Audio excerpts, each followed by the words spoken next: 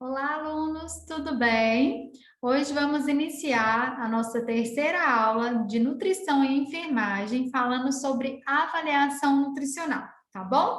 Espero que vocês tenham feito aquele exercício que eu pedi das outras aulas, da aula 1 e da aula 2, né? Quem não entregou ainda dá tempo de entregar, tá? Então entregue, por favor, para mim até semana que vem, na quinta-feira, tá certo? Que é o dia das nossas aulas, né? Nossa aula agora vai ser na próxima quinta, sem ser quinta-feira que vem na outra. Porém, pode entregar para mim até quinta-feira que vem, tá bom? Quem não conseguiu terminar, qualquer coisa pode me chamar também no WhatsApp, qualquer dúvida que vocês tiverem, tá? Hoje vamos dar sequência, né? Daquilo tudo que a gente aprendeu anteriormente. Hoje vamos falar um pouquinho sobre avaliação nutricional.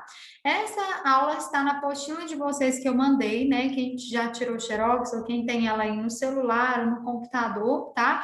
Pode estar dando uma lida através daí também, mas eu vou estar mandando um PowerPoint com algumas informações a mais da apostila, tá certo?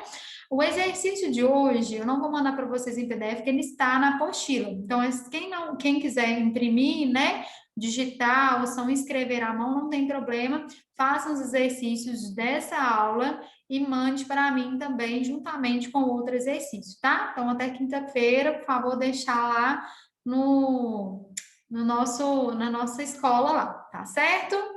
Então, eu vou abrir aqui para vocês, para a gente poder já começar a nossa aulinha, que é bem tranquila hoje, né? Tá bem tranquila a nossa aula. A gente falou muito semana passada, né? Então, hoje a gente vai falar um pouquinho mais sobre avaliação nutricional. É uma aula bem curtinha, bem facinho, bem gostosa de ouvir, né? Só abrindo aqui. Abrir, deixa eu só colocar em modo de apresentação aqui maior, para que vocês possam estar vendo com mais facilidade, tá bom? Vou dar minha câmera um pouquinho para cá também. Vou esperar ela abrir. Abriu aqui para mim. Então, eu vou estar falando para vocês, tá certo? Então, vamos lá, né? Minha apresentação.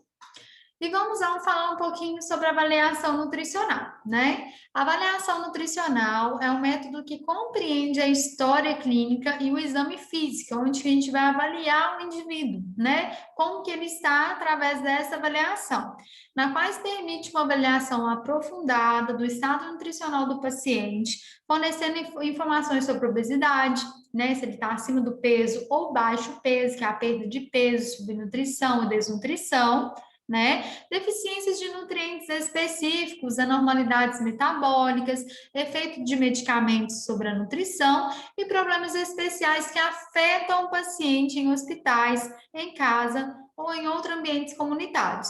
Então, é uma avaliação onde vai ver como que está o estado completo daquele paciente, tá? Então, ela é muito importante essa avaliação nutricional. Através dessa avaliação nutricional, a gente pode dar uma conduta, né? A gente sabe uma conduta melhor para aquele paciente, que a gente possa entrar com um tratamento específico. Na área da nutrição, para a gente passar um planejamento, a gente tem que fazer avaliação nutricional. Também lá no hospital, né? Quando o médico vai fazer antes de receitar alguma coisa, antes de avaliar o paciente, a primeira avaliação que ele faz é a avaliação também nutricional. Pesa o paciente, né? Olha a estatura, como que está classificado aquele paciente, para ele saber como que está o andamento, né, da evolução daquela patologia que ele está reclamando, o que está acontecendo realmente com aquele paciente. Então, a avaliação nutricional é muito importante, tá? Então, a gente tem as medidas antropométricas, que são as medidas de grande importância para a avaliação do estado nutricional dos indivíduos, tá? Por meio da antropometria, avalia-se o crescimento e a composição corporal daquele indivíduo. Então, em relação à composição corporal, é possível mensurar os dois principais compartimentos de massa corporal total, que é o tecido adiposo, né, que é a massa gorda, e a massa livre de gordura, tá, que é a massa magra. Então, a gente vai ter aí os dois principais massas aí que a gente avalia aí com mais precisão, né, nessa avaliação corporal aí. As vantagens dessa medida, tá? Equipamento de fácil aquisição, porque é baixo custo, né? Igual a gente está vendo aqui. Utilização de técnicas não invasivas podem ser realizadas no leito mesmo do paciente, porque geralmente a avaliação antropométrica, geralmente a gente sobe na balança, né? Sobe na balança, afere a altura, mas a gente tem outros métodos quando a pessoa está no leito, né? Então tem como a gente estimar a altura, estimar peso através de formulazinhas, né? Que a gente tem já em anexo para que a gente possa estipular essas medidas, né? Porque às vezes o paciente ele não consegue subir uma balança devido a doença, né, por estar acamado. Então, a gente tem como avaliar de outras formas, através de fórmulas aí que estabelecem para a gente o valor do peso daquele paciente ou estima a altura daquele paciente, tá? Obtenção rápida de resultados, fidedignidade no método, né? Quando a pessoa tem capacidade, né, para fazer a avaliação, quando ela tem instrução correta, né? Quando uma pessoa capacitada faz a avaliação, então o método ele acaba sendo fiel, tá certo? As informações obtidas pelas medidas antropométricas podem refletir sobre o histórico e o estado nutricional daquele paciente, né? Então, por exemplo, um paciente que está, às vezes, com excesso de peso, né? Então, através da avaliação, viu que ele está também com excesso de peso, então alguma anormalidade está acontecendo aí, né?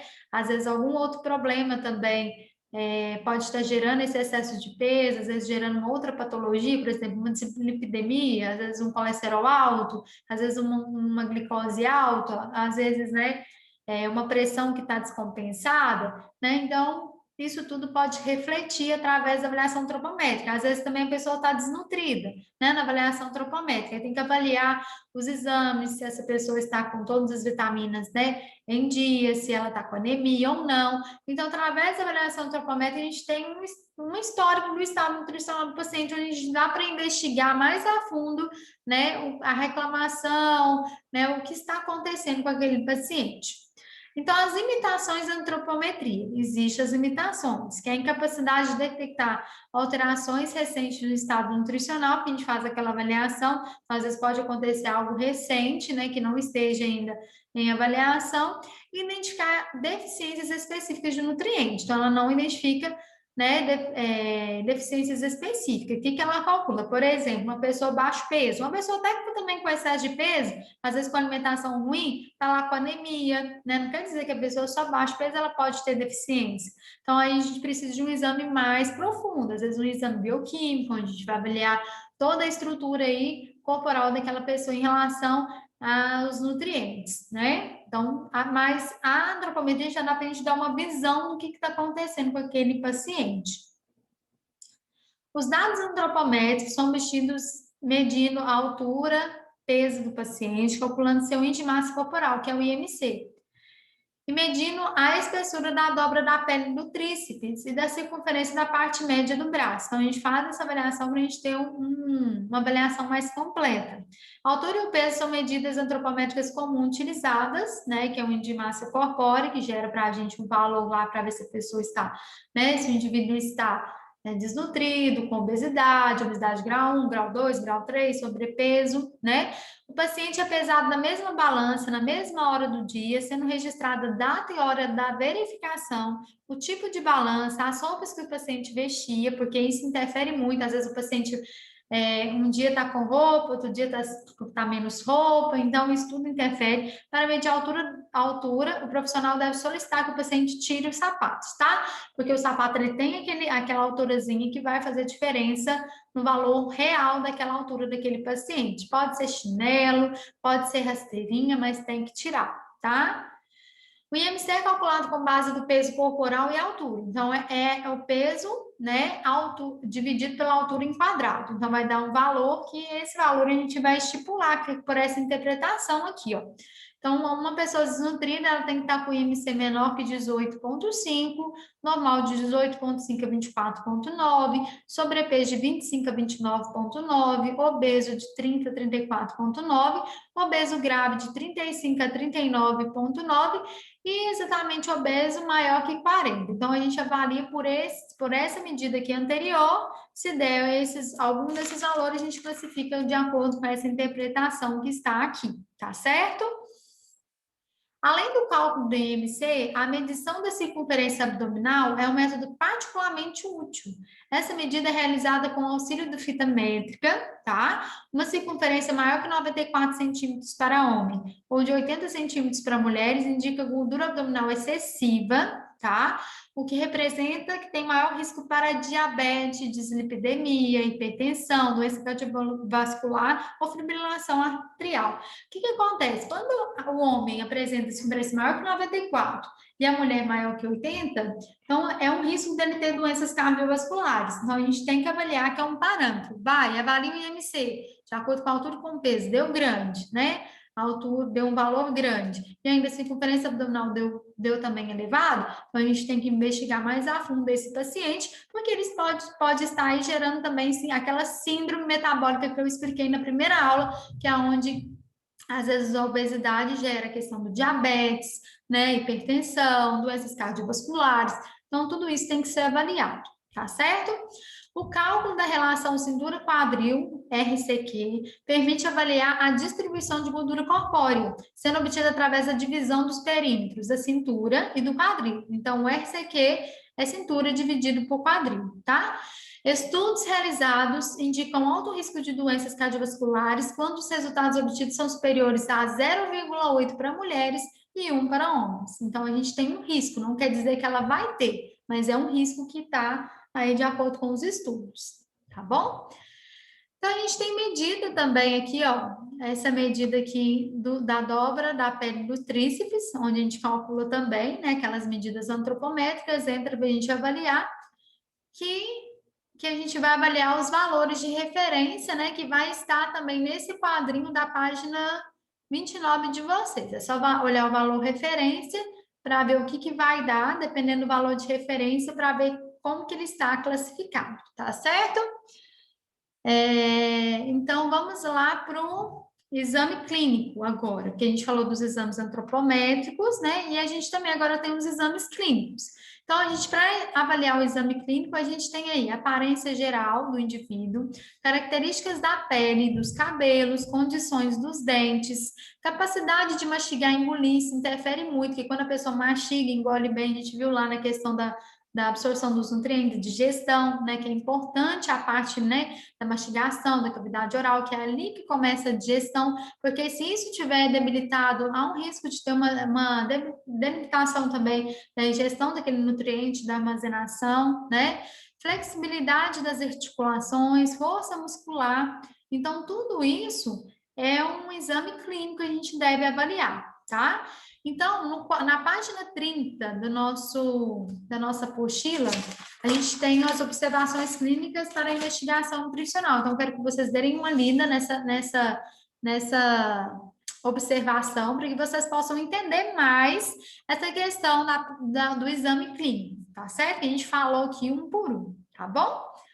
Agora também a gente tem os dados bioquímicos. Os testes laboratoriais, né, que são os exames bioquímicos, dados bioquímicos, medem os níveis de nutrientes no sangue, na urina ou nas funções bioquímicas que dependem de um suprimento adequado de nutrientes. Podem detectar de forma objetiva os problemas nutricionais e seus estágios iniciais. Então, a gente tem aí, ó, hemoglobina e hematrócito, refletem o estado de ferro. Albumina sérica transferrina de contagem de linfócitos, empregados como medidas de déficit de proteínas. Contagem de linfócitos reflete no estado imunológico e, consequentemente, os estados nutricionais prejudicados. A albumina, o nível sérico pode diminuir até a desnutrição seja grave. A ureia reflete a ingestão de proteína e a capacidade do corpo de desintoxicar e excretar esse derivado metabólico, e a creatina, níveis reduzidos, refletem a uma má nutrição grave. Então, a gente tem aí o que cada um reflete e o que pode proporcionar para aquele indivíduo, para que a gente possa avaliar de uma maneira geral, uma maneira mais completa, aquele paciente, tá bom? Então, a gente tem também a identificação de pacientes com risco nutricional. Então, a gente tem aí problemas dentários e orais, é igual o que eu falei antes, né? Na avaliação também clínica aqui, ó. Então, aqui a gente vai falar de uma maneira mais geral. Então, Então, a gente tem aí problemas dentários e orais, dentes ausentes, dentaduras mal adaptadas, mastigação e deglutição prejudicada, dieta zero para exame diagnósticos, uso prolongado de soro glicosado e soro fisiológico intravenoso, tá? Náuseas e vômitos, estresse da doença cirúrgica ou hospitalização, drenagem de feridas, dores, febre, intubação gastrointestinal, alimentação por sonda, doença gastrointestinal, alcoolismo, depressão, transtornos alimentares, anorexia e bulimia, medicamentos, deambulação restrita ou incapacidade. Então, tudo isso são identificação, né, de pacientes com risco de nutricional. Então, todos esses são classificados aí, tá certo?